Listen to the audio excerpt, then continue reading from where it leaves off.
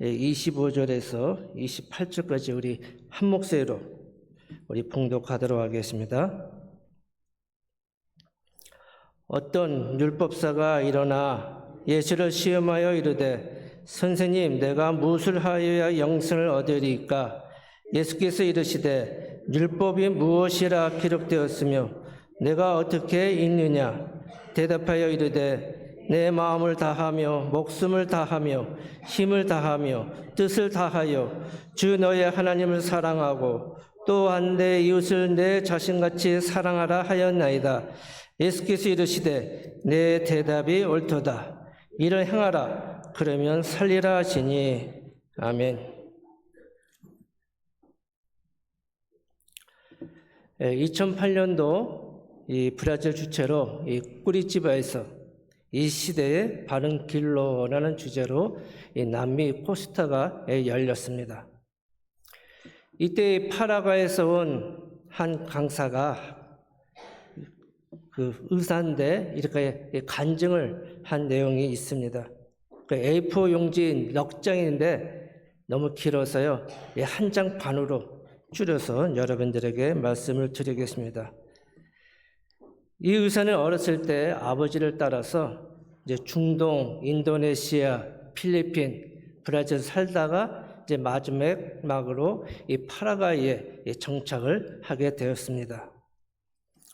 생활이 어려웠지만은 아주 죽으라 공부해서 장학금을 타서 아순시온 국립의과대학에 들어가게 되었습니다. 그는 공부하기 위해서 24시간 불이 켜져 있는 시체 안치실에서 공부를 했다고 합니다. 그는 그곳에서 살아계신 하나님을 만나게 되었어요. 처음에는 생명이 없다는 것이 어떤 것인지 잘 몰랐지만은 시체 안식실에서 그를 보면서 아주 철저하게 깨닫는 그러한 이 장소가 되었다고 합니다. 그래서 그 시체실에서 생명의 근원이신 예수 그리스도를 만남으로 말미암아 그의 삶이 완전히 변하게 되었던 것이. 그리고 의과대학을 졸업할 때에도 그 시험이 무엇이냐면 구두 시험이었습니다. 그러니까 지금까지 의과대학에 공부했던 그 모든 것들을 종합해서 질문하는 아주 어려운 이 시험이라고 합니다. 자기 생각에는 자기가 지금까지 공부하면서 수석을 해왔어요. 근데 한국인을 싫어하는 이 파라과이 사람들로 인해서 자기는 수석을 포기했다고 합니다. 그런데 자기 담당의 교수가 의외로 그 교수집 근처에 한국 사람 그 식품점이 있었습니다. 근데 그 사람은 최신의 물건들을 채워놓고 신선한 과일들 또 이 채소들을 잘 이렇게 준비하고 또 아주 성실하게 장사를 했습니다. 근데 이 주일이면은 그들이 정장을 입고 교회 가는 모습을 봤어요. 야, 저는 가게도 문 닫고 주일에 교회를 가는구나. 근데 그걸로 끝난 것이 아니라 밤늦게 교회 집에서 올 때도 보면요, 항상 찬송을 부르면서 왔더래요. 그래서인지 몰라도 이 교수가 감동을 받았는지 의외로 쉬운 문제를 그 청년에게 냈다고 합니다. 그래서 결국 그 청년은 수석으로 의과대학을 졸업했다고 합니다. 근데 문제는 졸업을 했는데 인턴 과정을 해야 되잖아요. 근데 인턴 과정을 부르는 병원이 아무 데도 없었어요. 그래서 할 수 없이 그는 스페인에 있는 국립대학에 인턴으로 들어가게 되었어요. 그리고 하나님 앞에 은혜를 구하는 가운데서 그 병원에서 정말 박사 학위까지 받고 돌아왔다고 합니다. 근데는 문제는 뭡니까? 박사 학위 받고 왔지만은 어느 병원에서도 그를 초청하는 병원이 없었습니다. 그는 기도하는 가운데서 마침 외국인이 운영하는 카톨릭 의과대학에서 그를 초청을 했어요. 그래서 외과 교수로 이제 진료를 시작하게 되었다고 합니다. 이제 오랜 세월을 두면서 열심히 이제 치료하는 가운데서 명성을 얻게 되었어요.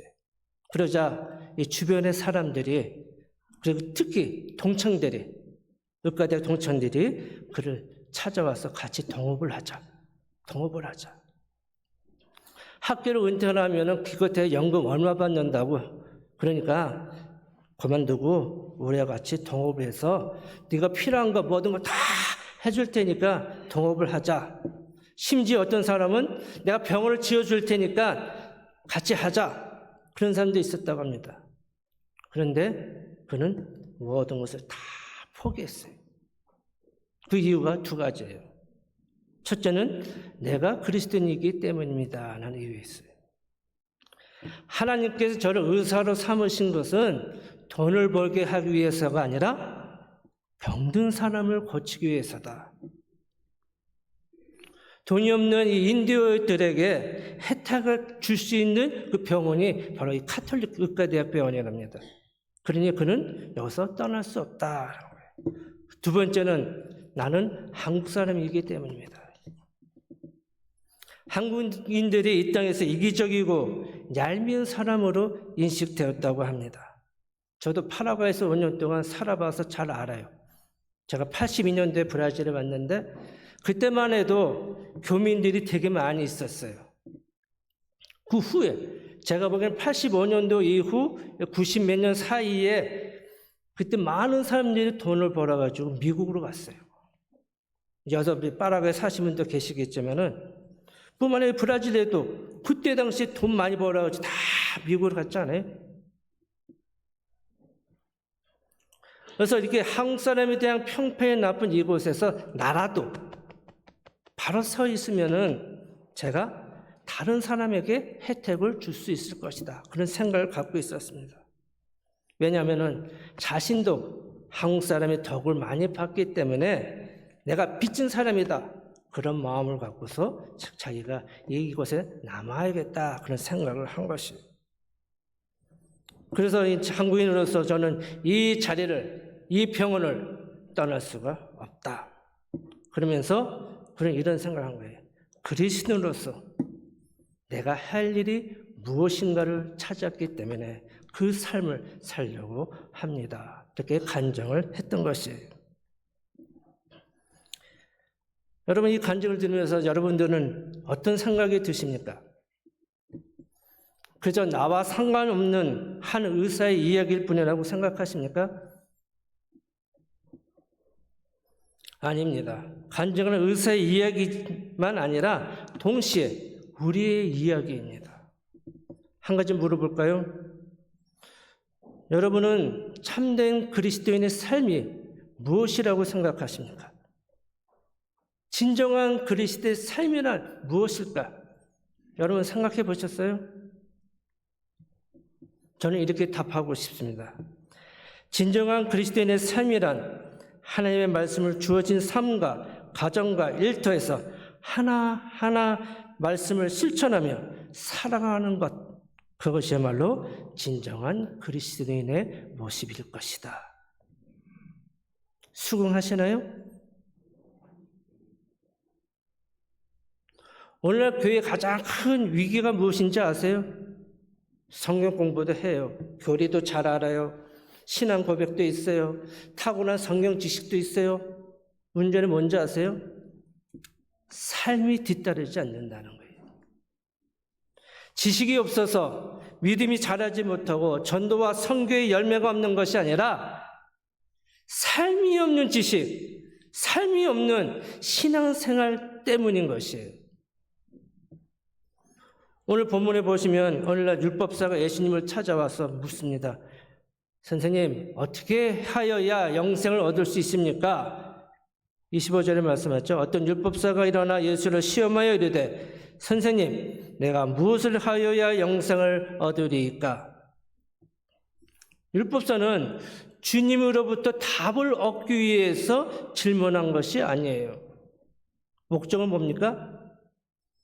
주님께서 무엇이라 대답하든 간에 그 대답을 빌미로 예수님께 올무를 씌우고자 하는 거였습니다.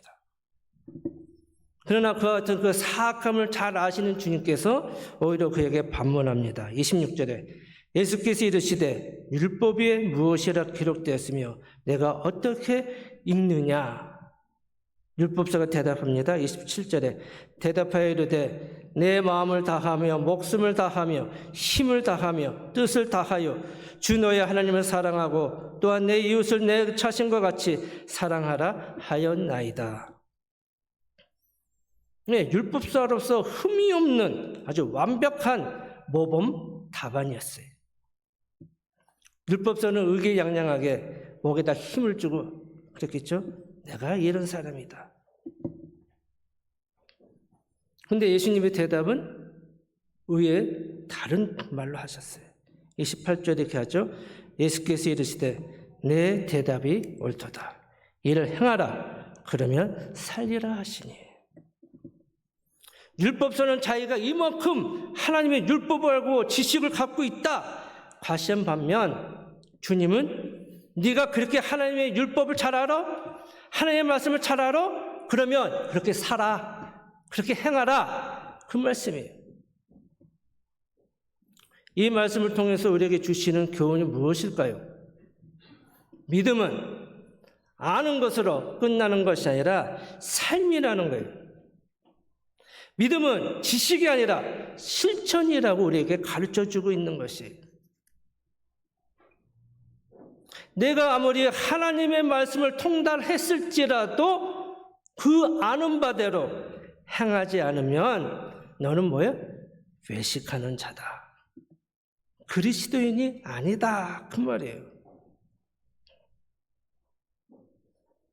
자, 여러분, 예수님은 어떤 분이십니까?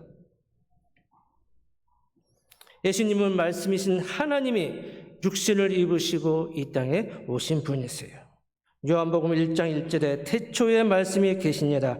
이 말씀이 하나님과 함께 계셨으니 이 말씀이 곧 하나님이시니라. 말씀.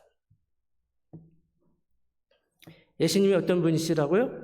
하나님이시라고 했어요. 빌립보서 2장 6절 7절에 보면은 그는 근본 하나님의 본체시나 하나님과 동등됨을 취할 것으로 여기지 아니하시고 오히려 자기를 비워 종의 형체를 가지사 사람들과 같이 되셨고 그랬어요. 하나님이신 예수님께서 사람으로 되셨다는 것, 인간으로 되셨다는 것 그 자체가 뭡니까? 말씀이 인격화, 실체화 되었다는 것이에요. 하나님의 약속이 한낱 울리는 공허한 메아리가 아니라 그 약속의 실체화, 즉 행동으로 나타나셨다는 것이에요. 말씀이 인격화, 말씀이 실체화, 말씀의 생활화 100% 이루신 분이 예수님이시라는 거예요. 만약에 몸소 행치 않으시고 말씀은 가르쳤더라면은 뭡니까? 공허한 메시지가 될 뿐일 것이에요. 그런데 왜 예수님의 말씀이 생명이 될 수 있고 우리의 영혼을 살릴 수 있는 그런 말씀이 될 수 있었을까요? 그것은 다른 것이 아니에요. 그가 한 말씀이 말씀으로 끝난 것이 아니라 그대로 살으셨기 때문에 말씀대로 그대로 다 행하셨어요. 그래서 예수님이 뭘 완성하셨다고 그랬죠? 율법을 완성하신 것이에요. 그래서 삶의 모범을 보이신 주님께서는 이 율법사나 바리새인들을 가리켜서 외식하는 자, 쉽게 말하자면 위선자라고 말하고 있는 것이에요. 위선자, 무슨 뜻인지 잘 아시죠? 겉과 속이 다른 사람들. 이들은 자신이 율법을 받은 자요, 아브라함의 후손이라고 했어요. 자랑했어요. 그러나 진짜 그들은 율법을 잘 지키지 않았어요. 겉으로는 거룩한 척, 형제를 위한 척, 남을 돕는 척, 기도도 어디서 했어요? 길 모퉁이에서 했어요. 에식게나에서. 왜 에식게나에서 기도했을까요? 사람들이 제일 잘 보이는 장소가 에식게나예요. 이건 뭐 하는 거예요? 기도하는 척 하는 거예요. 흉내내는 거예요. 진작 모든 흉내는 다 냈지만 율법을 지키지 않았어요. 29절 이하에 나오는 이 선한 사마리아의 비유를 통해서도 우리가 너무나 잘 알고 있지 않습니까? 이 외식하는 자, 그 헬라어 뜻 따지면은 히포크리테스라고 합니다. 번역하면은 연기자, 배우라는 뜻이에요. 배우, 연기하는 배우. 이 배우는 주어진 대사에 따라서 그대로 연기하는 사람들이에요. 요즘 영화나 드라마를 보면은요, 아주 실감나게 연기를 하잖아요. 근데 여러분, 그들이 이렇게 실감하게 연기하는 것이 뭐 그냥 저절로 되는 것 같아요? 아니에요. 자기가 맡은 역할에 대해서 아주 철저하게 연구를 해요. 때로는 같이 생활하면서 행동 하나, 말투 하나, 표정 그런 거 다 배운 후에 연기에 임하는 것이에요. 뭐 액션 배우 같은 사람들은 어디 갑니까? 스턴트 그 학교가 있더라고요. 거기서 뭐 무술도 배우고 뭐 다 하더라고요. 그러니까 연기를 할지라도 저절로 그냥 되는 것이 아니에요. 악역하는 그 연기자들 보면요, 인상 쓰고 얼굴 표정 하나하나, 그 사투리, 행동 하나, 저 얼마나 실감나게 하는지 보는 사람들이 아주 몰입하게 만드는 것이 정말 대단하더라고요. 그래서 탁월한 연기를 통해서 어떤 사람은 감동받기도 하고, 또 악역 맡은 분들은 가운데서는 길을 가다가 봉변을 당하기도 했죠. 손가락질 당하고 욕을 먹기도 해요. 그렇다고 악역을 맡은 사람이 진짜 나쁜 사람입니까? 아니잖아요. 배우는 자신이 한 연기에 대해서 책임을 질 필요가 없어요. 자신이 여기 맡은 대사로 그렇다고 해서 현실에 그렇게 살지도 않아요. 연기는 연기일 뿐이에요. 그렇기 때문에 연기자는 그 드라마가 끝나면 그 역할도 끝나는 것이에요. 그러나 우리 예수 믿는 우리들은 연기하는 배우가 아니에요. 우리는 뭡니까? 실전이에요. 실전. 화도. 한 번 맞고 끝나는 배역이 아니라 우리는 뭡니까? 평생토록 하나님께서 부르시는 그 날까지 하나님께서 내게 주신 역할, 그것을 끝까지 해나가야 되는 거예요. 우리에게 다 역할이 주어졌어요. 그리스도인으로서 주어진 환경과 삶의 현장 속에서 어떻게 이 세상을 살아야 할지 이미 우리에게 가르쳐 주셨고 그 역할이 주어졌습니다. 몰라요. 내게 어떤 역할을 주셨는지 아마 각자는 알 수도 있고 모를 수도 있을 거예요. 그러나 하나님은 다 그 역할을 주셨다는 것이에요. 실제로 내가 맡은 역할, 신실하게 주어진 삶 속에서 살아간다면은 이 세상은 어떻게 달라졌을까요? 우리 교회가 달라졌을 것이고 우리 교민 사회가 달라졌을 것이에요. 그러나 중요한 거 한 가지. 하나님께 내게 역할을 주셨어요. 그러나 그것을 내가 그렇게 하느냐 아니냐는 뭡니까? 내 의지와 선택에 달려있다는 것이에요. 제가 이렇게 살아 총을 두고 협박할 수도 없잖아요. 협박한다고 해서 하기 싫은데 억지로 하겠어요? 하나님도 타치를 안 했어요. 하기 싫어? 내버려두세요. 왜냐하면 하나님은 우리에게 자유의지를 주셨어요. 요새 AI GPT 참 좋더라고요. 제가 어리 아프고 이런 증상이 있으면 GPT한테 물어봐요. 나 이런 증상이 있는데 어떻게 하면 좋겠니? 아 그래? 내가 생각해는 아무래도 뭐가 나쁜 것 같은데 한번 병원에 가서 한번 검사를 해봐. 나 검사하기 싫어. 무서워. 혹시 여기 증상에 맞는 약이 있어?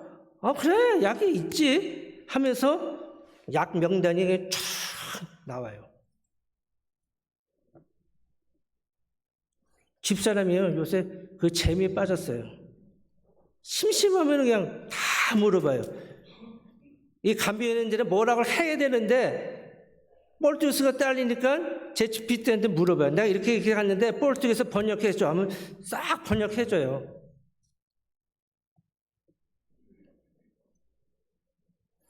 AI가 이렇게 대답할 수 있는 것은 뭡니까? 방대한 데이터가 이 컴퓨터에 입력이 돼 있어가지고 요구하는 모든 대답을 줄 수가 있는 것이에요. 근데 AI가 문제점이 있어요. 잘못 말해도 책임은 지지 않아요. 그렇기 때문에 그 내용을 선택하는 것은 내 몫이에요. 내가 그대로 할 것이냐 안 할 것이냐는 뭡니까? 내 선택이에요. 잘못되면은 그 선택을 한 내가 잘못이지 AI가 잘못한 것이 아니잖아요. 그러나 우리는 A와는 다른 존재라는 것이에요. 하나님 말씀에는 부분이 언하시는 분명한 뜻이 우리에게 가르쳐 주셨어요. 그 뜻에 사느냐 안 사느냐는 뭡니까? 내 의지고 내 선택이에요. 하나님은 우리를 AI로 만들지 않았었어요. 하나님의 형상으로 창조된 우리는 인격체이기 때문에 하나님은 우리의 의지와 선택을 존중하세요. 그러나 그 선택의 책임은 누가 져야 합니까? 하나님 지셔야 됩니까? 아니에요. 내가 져야 돼요. 하나님의 말씀을 순종하느냐 안 하느냐는 내 의지와 내 선택에 달리는 거예요. 그러니까 그 책임도 내가 져야 돼요. 구약에 기록된 4세기 이스라엘 백성들은 분명히 하나님 뜻 아래 우상을 섬기지 말라. 그들은 어떻게 했습니까? 자기 소견대로 자기가 하고 싶은 대로 살았어요. 그 결과 어떻게 되었습니까? 여러분도 잘 아시잖아요. 맨날 고통당하지 않았어요? 반면에 신실하게 하나님을 믿고 의지하고 말씀대로 순종한 왕이나 백성들은요 어떻게 됐어요? 만사형통 풍성한 은혜를 베풀어 주셨어요.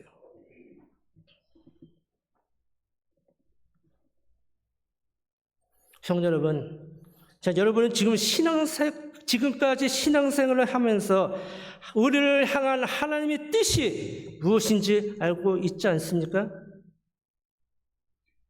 속담에 서당께도 3년이면은 무엇을 품는다고요? 풍어를 읊는다고 하잖아요.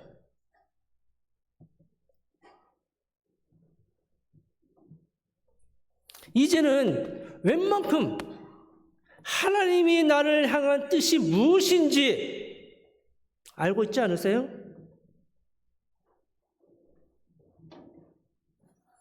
그걸 알면은 아는 것만큼 그 뜻대로 살면 되지 않아요?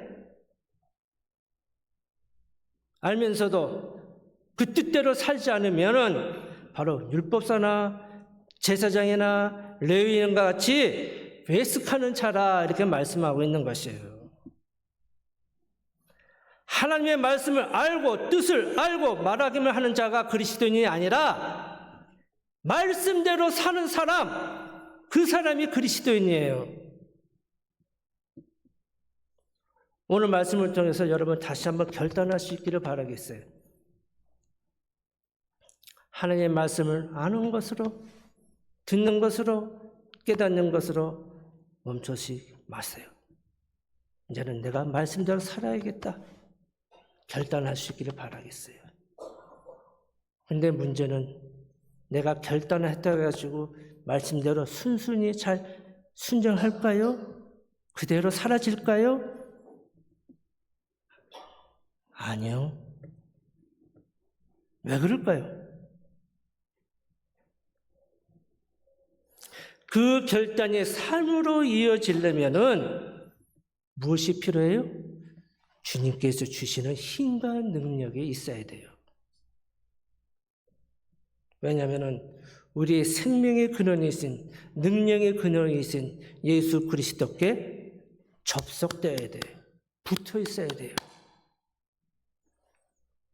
주님께서 요한복음 15장 5절에 이렇게 말씀하죠. 나는 포도나무요 너희는 가지라. 그가 내 안에 내가 그 안에 있으면 사람이 가시를 많이 맺나니 나를 떠나서는 너희가 아무것도 할 수 없음이라. 생명의 근원이신, 능력의 근원이신 예수님과 딱 붙어 있을 때 뭡니까? 주님께서 주시는 힘과 능력으로 하나님의 말씀대로 순종할 수 있는 거예요. 요즘 인터넷이 곳곳 퍼져 있잖아요. 와이파이가 다 돼 있고 그 어디든지 접속해서 정보를 얻을 수 있어요.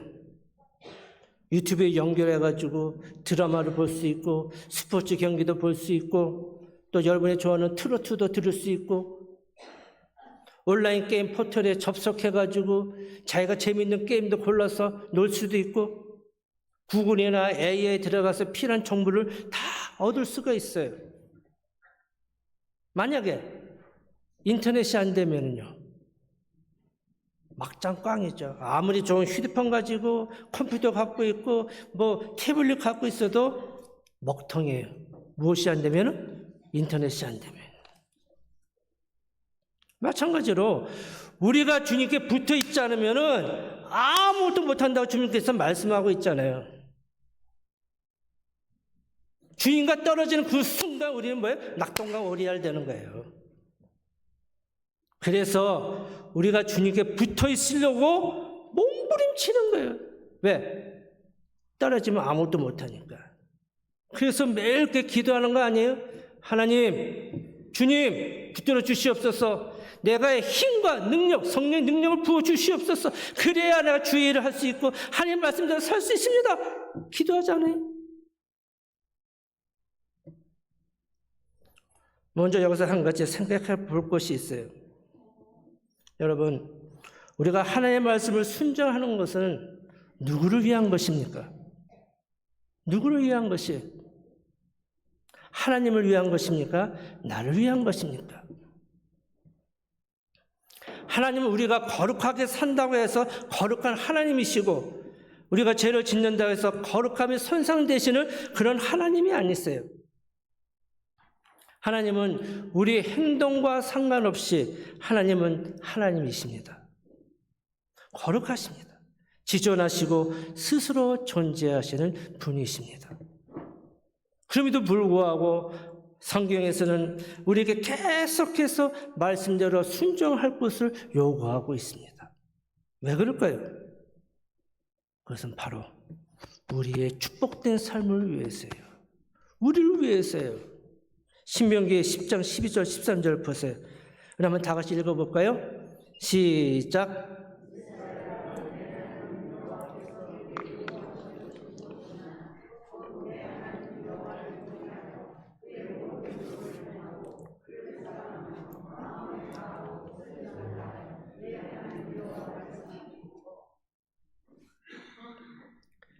끝까지 뭐랍니까? 그 다음에 내가 오늘 내 행복을 위하여 내게 명하는 여호와의 명령과 규례를 지킬 것이 아니냐.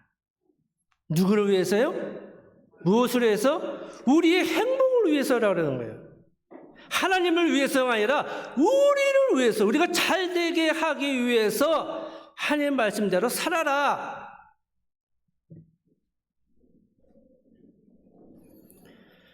여러분, 말기암 환자가요 죽음을 앞두고 자주 하는 말이 무엇인지 아십니까? 죽음을 앞두고 얼마나 간절하게 해서 생명에 시간을 되돌릴 수만 있다면, 시간을 되돌릴 수 있다면 자기 뭡니까? 암에 안 걸리고 살 수 있다는 말이죠. 얼마나 가슴 아픈 말이에요. 시간을 되돌릴 수 있다면.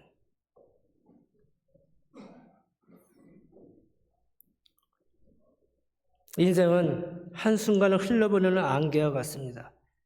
되돌릴 수 없어요. 만약에 내가 죽음 앞에 있다면은, 죽음을 앞두고 있다면은, 하나님의 말씀대로 순종하며 살았을 걸. 물론 그때 가서 회개해도 정말 감사할 일이죠. 근데 그때 가서 죽음을 앞두고서야 하나님의 말씀대로 살 걸. 그다음에 후회한들 무슨 소용이 있겠어요? 지금이에요, 지금. 지금. 오늘 이 시간.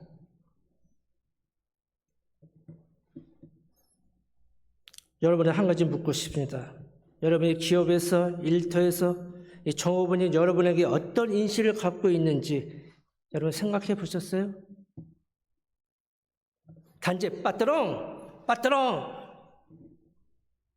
단지 빠뜨렁으로만 끝나는 것이냐? 아니면 그리스도인의 모습이 이 빠뜨렁 속에서 나타나느냐? 그 말이에요. 그걸 묻고 싶은 거예요. 교회에서는 예배 드리고 다 할 수 있어요. 그러나 일터에서 일상생활 속에서도 과연 그리스도의 모습이 나타나느냐? 그걸 묻고 싶은 거예요.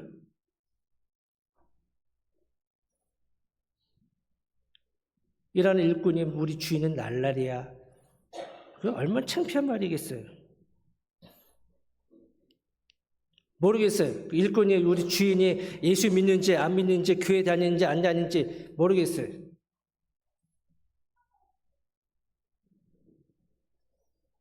여러분들이 삶 속에서 일터에서 하나님 말씀대로 그대로 적용해서 산다면은 그 종업원들에게 또는 손님들에게도 그 모습이 안 비춰지겠어요?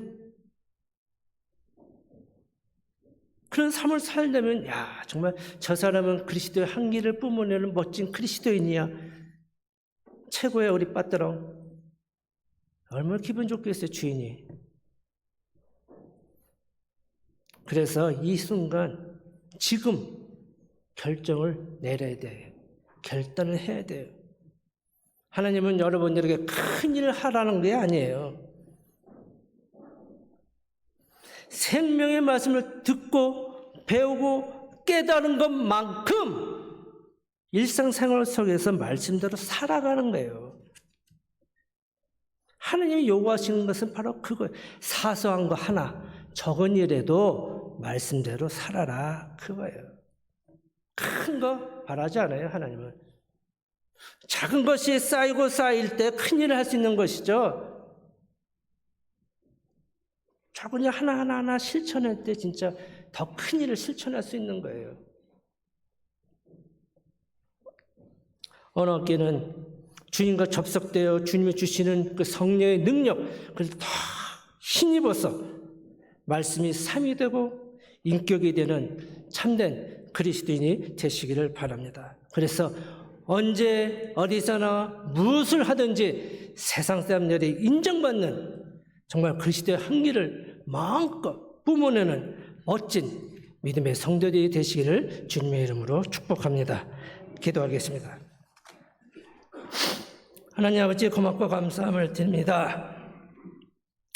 하나님의 뜻이 분명히 뭔지도 알고 있지만은 그 뜻대로 살지 못하는 그 외식적인 모습이 우리에게는 없는지 돌이켜보기를 원합니다.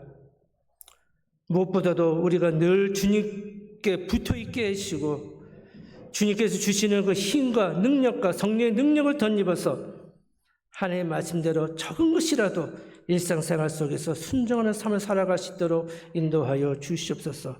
그래서 그런 모습을 통해서 세상 사람들이 예수 믿는 사람은 저렇게 사는구나 본받을 수 있도록 크신 은혜 허락하여 주시옵소서. 감사하며 우리 주 예수 그리스도 이름으로 기도드리옵나이다. 아멘.